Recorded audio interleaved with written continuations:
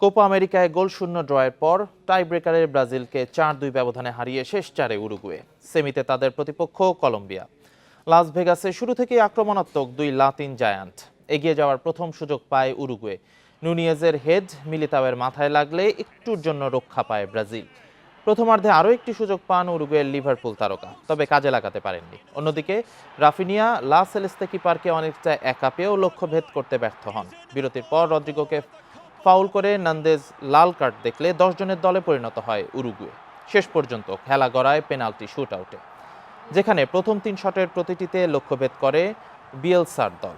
অন্যদিকে প্রথম 3 শটের দুটি মিস করে চাপে পড়ে সেলেসাওরা। এলিসন জোসে মারিরার শট ঠেকিয়ে দিলেও লা সেলেস্তের জয়ে বাধা হতে পারেননি।